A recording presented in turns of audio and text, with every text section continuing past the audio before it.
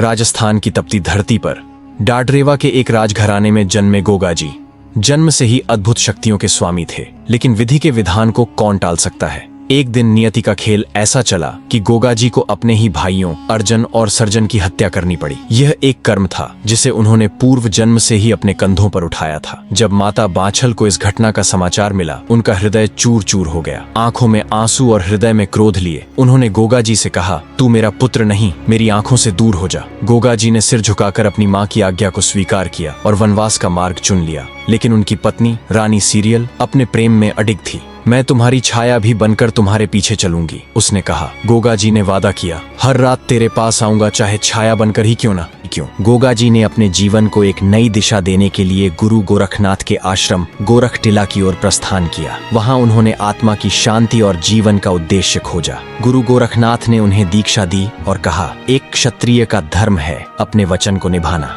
चाहे परिस्थिति कैसी भी हो। गोगा जी ने अपने वचन को निभाने के लिए प्रतिदिन रात्रि में छुपकर रानी सीरियल से मिलने का क्रम जारी रखा। वह प्रेम और कर्तव्य के मध्य संतुलन साध रहे थे। गुरु ने एक दिन पूछा, क्या तू अपने कर्तव्य और प्रेम दोनों निभा पा रहा है? गोगा जी ने सिर झुकाकर कहा, गुरुदेव, वचन एक योद्धा का धर्म होता है। तीज के त्योहार पर रानी सीरियल ने श्रृंगार किया। माता बाछल ने यह देखकर हैरानी से पूछा, तू किसके लिए सजी है जब तेरा पति तो निर्वासित है? रानी झिझकी पर सच छिपा न सकी। माता ने रात को गोगा जी को रंगे हाथों पकड़ लिया।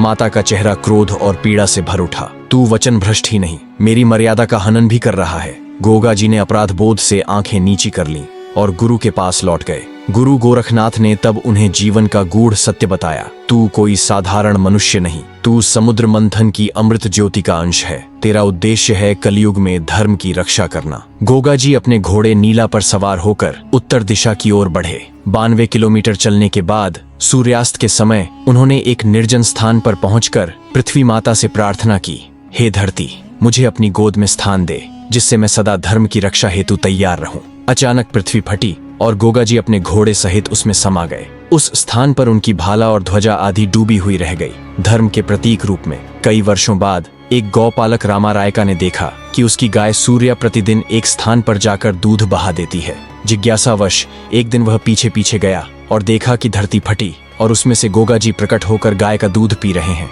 वह भयभीत हुआ, पर फिर आदर पूर्वक प्रणाम किया। गोगा जी ने कहा, मैं इस भूमि का रक्षक हूँ, सत्य, न्याय और करुणा के पथ पर चलने वालों की रक्षा करूंगा। गांव के वृद्ध लखी और अन्य ग्रामीणों ने इस चमत्कार को देखा और उस स्थान पर एक भव्य मंदिर बनवाया, जो आज गोगामेड़ी, हनुमानगढ़, राजस्थान के नाम से प्रसिद्ध है। गोगा जी की कीर्ति सीमाओं को पार करने लगी। सुल्तान फिरोज शाह तुगलक ने जब गोगा जी की दिव्य सेना को देखा तो झुककर प्रणाम किया और उनके सम्मान में एक मजार बनवाई। महमूद गजनवी ने उन्हें जाहिर पीर की उपाधि दी। गोगा जी अब केवल एक योद्धा नहीं, बल्कि हिंदू मुस्लिम एकता के प्रतीक बन गए। उनकी पूजा आज भी मुसलमान कायम खानी, हिंदू भक्तों और सिख अनुयायियों द्वारा की जाती है।